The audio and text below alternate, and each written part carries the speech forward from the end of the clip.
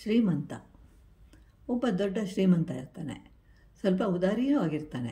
ಒಂದು ದಿನ ತನ್ನದೇ ತೋಟದಲ್ಲಿ ಆರಾಮಾಗಿ ಕುಳ್ಕೊಂಡಿರ್ತಾನೆ. ಆಗ 3 ಜನರು ಭಿಕ್ಷಕರು ಅಲ್ಲಿ ಹೋಗ್ತಾ ಇರ್ತಾರೆ. ಅವರಿಗೆ ಆ ಶ್ರೀಮಂತನ ಬಗ್ಗೆ ತಿಳಿದಿತ್ತು. ಅವನ ಬಳಿಗೆ ಹೋಗಿ ಭಿಕ್ಷೆ ಕೇಳೋಣ ಅಂಥೇಳಿ ಅಂದ್ಕೊಳ್ತಾರೆ. ಆದರೆ ಒಬ್ಬರ ನಂತರ ಒಬ್ಬರು ಹೋಗೋಣ ಅಂತ ಮಾತಾಡ್ಕೊಳ್ತಾರೆ. ಮೊದಲನೆಯವನು ಶ್ರೀಮಂತನನ್ನು ನೋಡ್ತಾನೆ. ಅವನು ಬಹಳ ಪ್ರಶಾಂತವಾಗಿರ್ತಾನೆ. ಅವನ ಬಳಿಗೆ ಹೋಗಿ ತನಗೆ 5 ರೂಗಳನ್ನು ಕೊಡುವಂತೆ ಕೇಳ್ತಾರೆ. ಆಗ ಶ್ರೀಮಂತನು, ನಿನಗೇಕೆ ಕೊಡಬೇಕು, ನೀನೇನಾದರೂ ಹಿಂದೆ ನನಗೆ ಕೊಟ್ಟಿದ್ದೀಯಾ ಅಂತ ಕೇಳ್ತಾನೆ. ಆಗ ಭಿಕ್ಷುಕ, ಇಲ್ಲ, ಆದರೆ ನೀವು 5 ರೂಗಳನ್ನು ಕೊಡಬಹುದಲ್ಲವೇ ಅಂತಂದಾಗ ಶ್ರೀಮಂತನು 2 ರೂಗಳನ್ನು ಕೊಡ್ತೇನೆ ಅಂತ ಹೇಳಿ ಕೊಡ್ತಾನೆ. ಎರಡನೆಯವನು ಶ್ರೀಮಂತನ ಬಳಿಗೆ ಬರ್ತಾನೆ.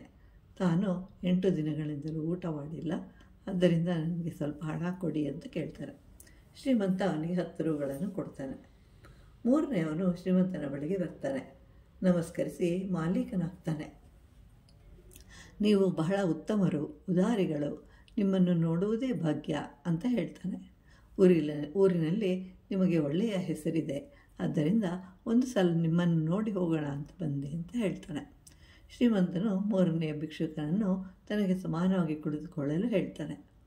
ನಿನ್ನನ್ನು ನೋಡಿದರೆ ಹಸುವಾದಂತೆ ಕಾಣಿಸುತ್ತೆ, ಊಟ ಮಾಡುವೆಯಾ ಅಂತ ಕೇಳ್ತಾನೆ. ಆಗ ಭಿಕ್ಷುಕ ಒಪ್ತಾನೆ. ಯಾಕೆ ಅಂದರೆ ಭಿಕ್ಷುಕನು ಮಾತಿನ ಮೋಡಿ ಮಾಡಿರ್ತಾನೆ. ಭಿಕ್ಷುಕನಿಗೆ ಹೇಳ್ತಾನೆ, ಇದು ನನ್ನ ತೋಟ, ಇನ್ನು ಮುಂದೆ ಇದು ನಿನ್ನದು, ಇದನ್ನು ಚೆನ್ನಾಗಿ ನೋಡಿಕೋ, ನಿನಗೆ ಬೇಕಾದ ಎಲ್ಲವನ್ನು ನಾನು ಕೊಡ್ತೀನಿ ಅಂತ ಹೇಳ್ತಾನೆ. ಭಿಕ್ಷುಕ ಮಾತಿನಿಂದಲೇ ಶ್ರೀಮಂತನ ಹೃದಯವನ್ನು ಗೆಲ್ತಾನೆ. ತಾನು ಕುಳಿತಿದ್ದ ತೋಟದ ಮಾಲೀಕನಾಗ್ತಾನೆ.